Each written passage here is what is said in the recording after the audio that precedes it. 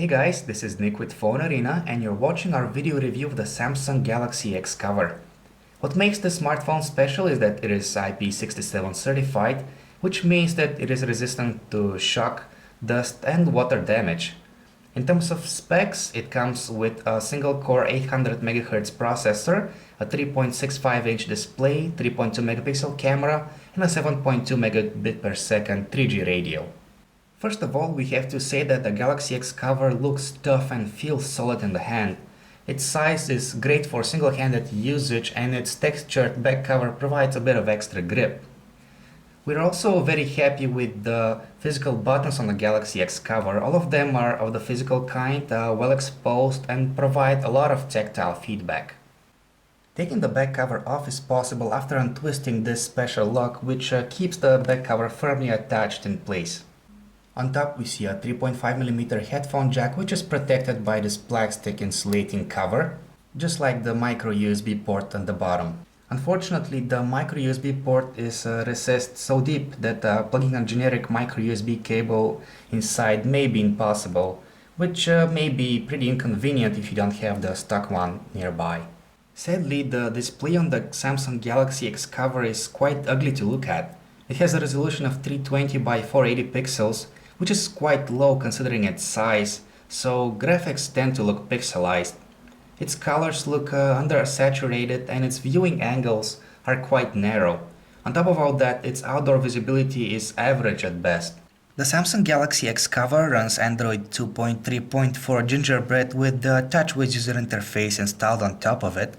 Inside takes a single-core Marvell MG2 processor clocked at 800 MHz, which is quite on the low end, so forget about using any of those fancy live wallpapers. This is what the on-screen keyboard looks like. Thankfully, it is comfortable to use in both landscape and portrait modes, so you can comfortably type at relatively high speeds. In terms of software, you get all the basic necessities such as a file manager and a document viewer. Samsung has also included its social and music hubs, as well as software for using the DLNA feature. Surfing the web using the Galaxy Xcover stock browser is pretty comfortable. Pages render in a timely manner and both scrolling and pinch to zoom work as expected. Unfortunately, a slight lag becomes apparent when viewing heavy web pages, and the experience is a bit incomplete due to the lack of Adobe Flash. The 3.2 megapixel autofocus camera on the Galaxy Xcover is backed up by an LED flash, which can double as a flashlight without the need to install any third-party software. We took some sample shots and the photos turned out good enough for casual needs. Still, fine details were missing and some of the photos tend to look overexposed. The earpiece of the Samsung Galaxy Xcover sounds slightly muffled, but it produces really loud, distinct voices without a hint of distortion even at the maximum volume level.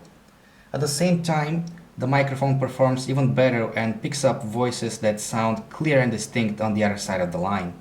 According to the manufacturer, the stock 1500 mAh battery can provide roughly 6.5 hours of talk time on 3G, or about 660 hours in standby. And while the talk time figure is nothing out of the ordinary, the standby time is slightly above the average for a modern smartphone. Overall, the Samsung Galaxy Xcover is a combination between a rugged phone and an entry-level Android smartphone and combines bits of both worlds. However, we would definitely recommend a few alternatives which are both slightly cheaper than the Xcover, even though they have better specs. The first one would be the Motorola Defy Plus, which has a faster processor and a better display, and the other one is the Sony Ericsson Xperia Active, which has a better camera, a display capable of working even when wet, yet costs below the $300 mark. Thank you for watching our video review of the Samsung Galaxy Xcover. This is Nick, and if you'd like to check out any of our other smartphone reviews, feel free to visit our website phonearena.com.